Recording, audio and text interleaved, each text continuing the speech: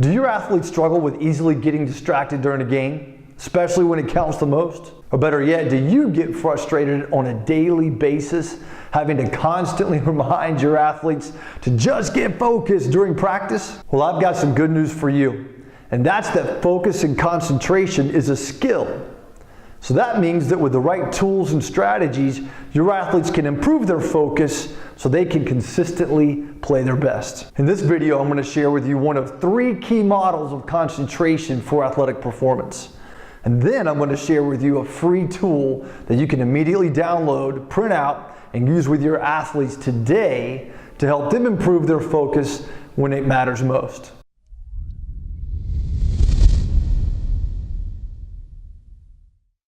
So in 1978, world-renowned sports psychologist Dr. Robert Nideford proposed a model of what he called the 4 styles of attention or concentration.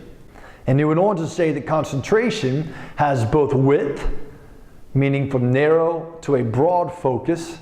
In other words, what are the number of things that your athletes are actually focusing on at any one time? Or direction, either internal or external. And by internal focus, we mean your athletes paying attention to their own thoughts and their own feelings and emotions, or external focus, meaning the world around them. So the first type of attention is what's called the broad external focus of concentration.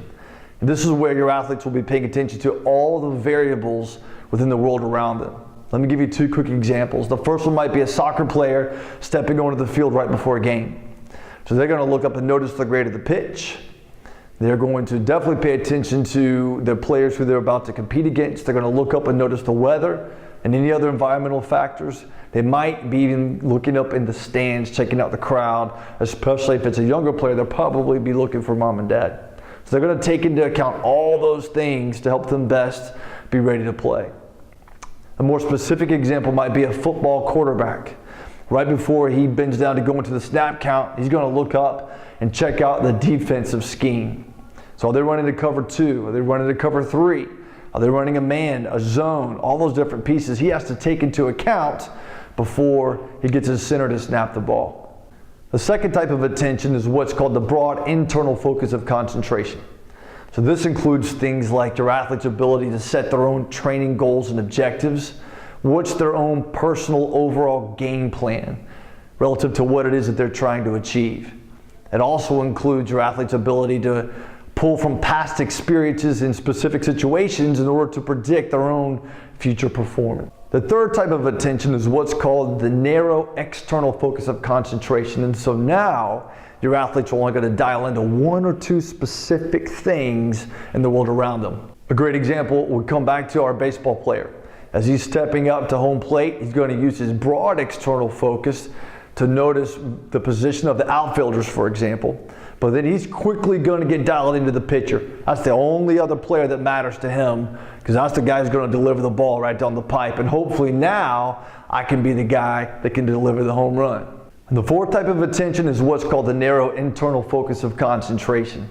And this is really about me focusing on me. What's my personal routine? What do I need to do right now in the heat of the moment to be able to play my best? So an example might be a swimmer getting up on the starting block.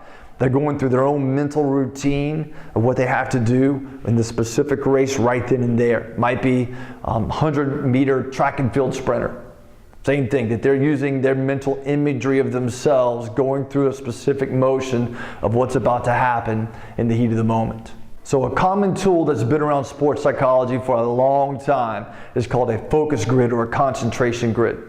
And that's simply a 5x5 or 10x10 grid where the numbers go from 0 to 99 or 1 to 100.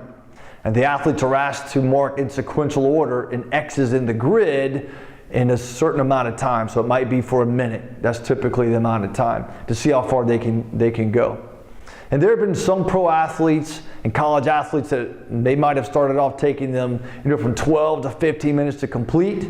But after using these grids daily over a period of a few weeks, they can now improve their concentration skill and get that down to about 5 minutes. Some athletes use these grids on game day. Just helps them get dialed in and focused on really controlling the next thing that's coming up. Can't control what's in the past. I need to be forward looking in everything that I do.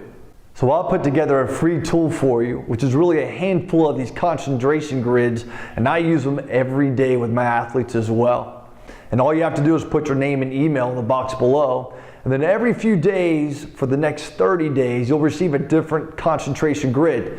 Some will be 5x5s to use with younger athletes. Some will be 10x10 size grids that you can use with your high school and college athletes. I use them with my professional athletes as well.